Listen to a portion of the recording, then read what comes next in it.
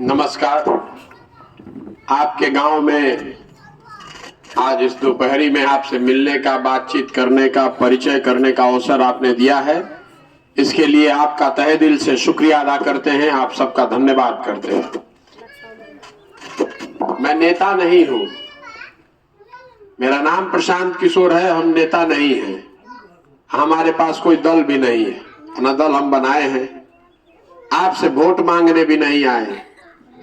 मेरे से पहले कुछ वक्ताओं ने बताया कि आपकी समस्या, किन समस्याओं से आप जूझ रहे हैं, उनके बारे में मुझे जानकारी होनी चाहिए, उसको सुलझाने का कोई प्रयत्न होना चाहिए।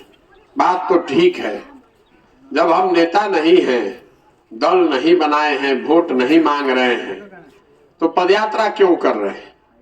पदयात्रा का एक लक्ष्य यही है कि जिस समाज को हम लोग बेहतर बनाना चाहते हैं, जिस राज्य को बेहतर बनाना चाहते हैं, पहले जमीन पर उतरकर ये देखें तो सही कि आपकी तकलीफ क्या है, आपको किन बातों से परेशानी है।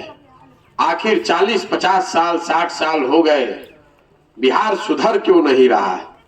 50 साल पहले भी बिहार देश का सबसे गरीब राज्य था और आज भी देश का सबसे गरीब राज्य बिहार ही है।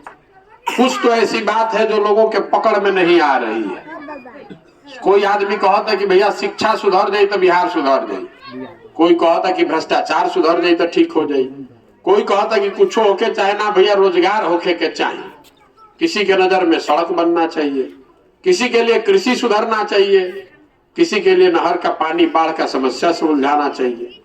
लेकिन इन सारे समस्याओं को आप पेड़ की टहनी समझ लीजिए, अलग अलग टहनी है। जड़ में ये बात है कि बिहार में एक अच्छी सरकार होनी चाहिए। जब तक सरकार अच्छी नहीं होगी, जब तक जिन लोगों को आप और हम चुनकर भेज रहे हैं वो आदमी सही नहीं होगा, तो कुछ भी यहाँ सही नहीं हो सकता है। यह आपका भ्रम है कि शिक्षा ठीक हो जाए तो बिहार सुधर जाएगी। कैसे भ्रष्टाचार रुकेगा? जिनको आपने चुनकर भेजा है वही अगर भ्रष्टाचारी है तो भ्रष्टाचार कैसे रुकेगा? आप जिनको चुनकर शिक्षा मंत्री बनाते हैं वो खुद ही लूट में लगा हुआ है, वही पेपर लीक कर रहा है, उसको शिक्षा की कोई चिंता ही नहीं है, तो कैसे शिक्षा सुधर जाएगी? जो आदमी मंच पर आता है वो यही कहता है कि हमरा के वोट दे दो, हम आए तो ठीक कर दे। हम आपको ये कहने आए हैं कि हमारे करने से कुछ नहीं होगा। अगर आप हमको वोट दे भी दीजिए, हम दल बना भी